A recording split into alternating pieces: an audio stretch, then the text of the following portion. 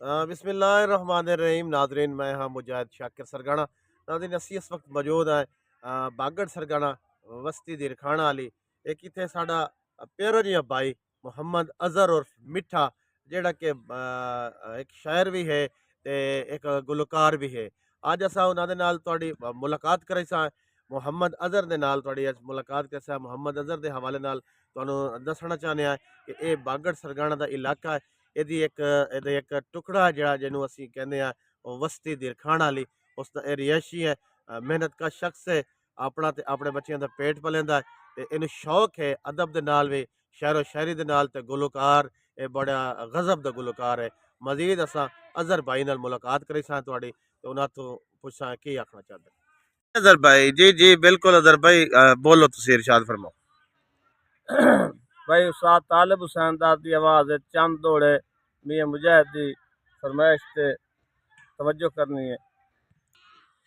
ओ मंजूर नजर तेरा अकबर दी या पंज तन पाक सलाम होवे, मिले रिज़्क हलाल ते शुक्र करा मेरा हर दुश्मन नाकाम होवे।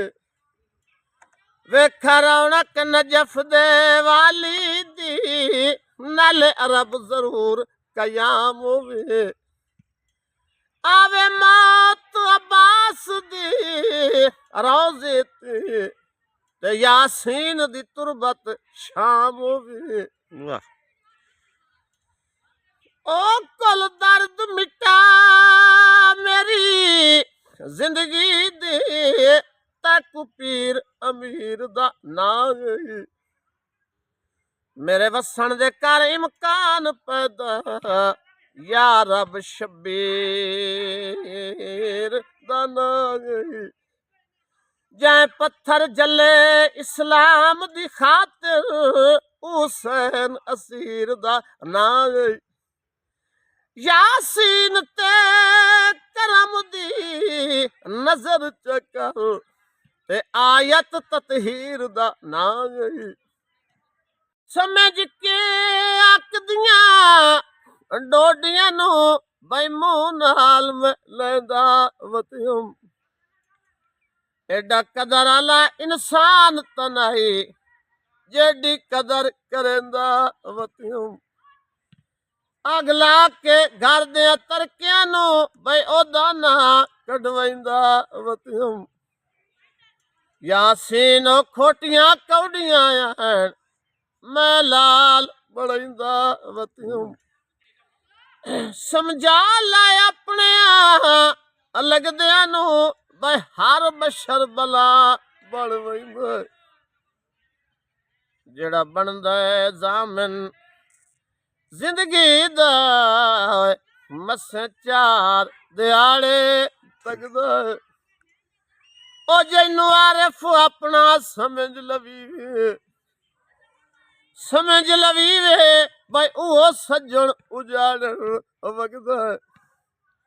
रब कट्टे तां पूरियां पमदियां भाई बंदा कहनू के दे सकदा।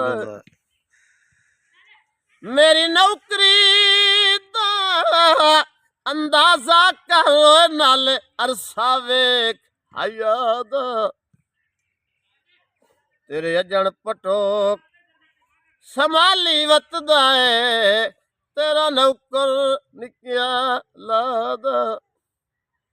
पे अज ताई तया दा होके जीना, तया दा होके जीना पाबंद इकरार वफादा।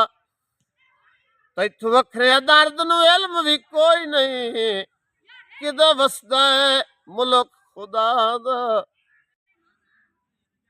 चबल राजवी पवन ता चबल ही होंदे, ये ज्यादा होंदा ना वेरा भाई। चबल राजवी पवन ता चबल ही होंदे, गल बात बदल नहीं जांदी।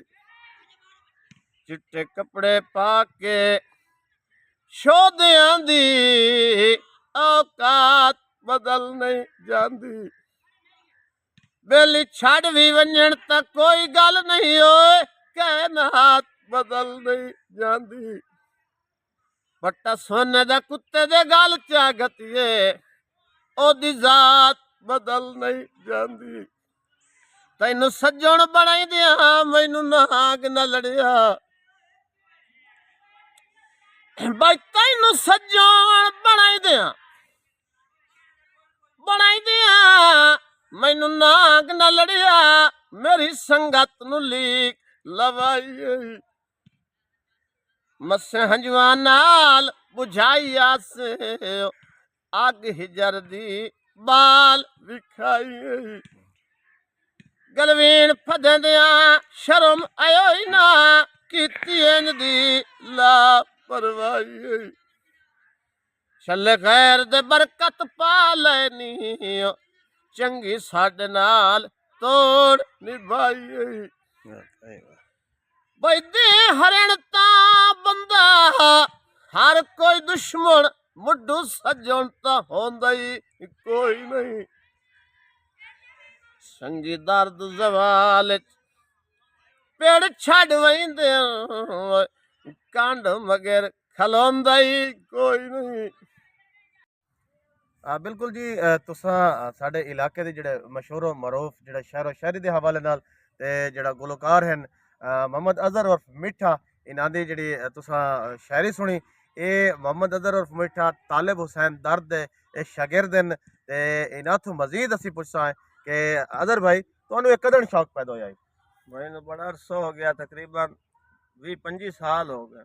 20 ਤੋਂ 25 ਸਾਲ ਹੋ ਜੀ ਗਏ। ਜੀ ਤੇ ਉਸਤਾਦ ਤਾਲਿਬ ਹੁਸੈਨ ਦਰਦ ਜੀ ਜੀ ਉਸਤਾਦ ਤਾਲਿਬ ਹੁਸੈਨ ਦਾ ਦੀ ਕਿਸ ਤਰ੍ਹਾਂ ਮੈਂ ਸੁਣਦਾ ਉਸਤਾਦ ਤਾਲਿਬ ਹੁਸੈਨ ਦੀ, ਉੱਥੇ ਮੈਨੂੰ ਆਂਦੀ ਆਵਾਜ਼ ਦਾ ਜਿਹੜਾ ਨਾ ਆ ਗਿਆ ਗਾਵਣ ਦਾ ਤਜਰਬਾ ਆ ਗਿਆ। ਬਿਲਕੁਲ ਤੁਸਾਂ ਅਜ਼ਹਰ ਹੁਸੈਨ ਉਰਫ ਮਿੱਠਾ ਸਾਹਿਬ ਦੀ ਗੱਲ ਸੁਣੀ। ਇਹਨਾਂ ਦਾ ਆਖਣਾ ਹੈ ਕਿ ਇਹ ਤਾਲਿਬ ਹੁਸੈਨ ਦਰਦ ਦੇ ਜਿਹੜੇ ਛੋਟੇ ਪੁਰਾਣੇ ਨੰਬਰ ਦੇ ਜਿਹੜੀਆਂ ਉਹ ਕੈਸਟਾਂ ਸੁਣਦੇ ਹਨ, ਉਤੋਂ ਇਹਨਾਂ ਨੂੰ ਸ਼ੌਕ ਪੈਦਾ ਹੋਇਆ।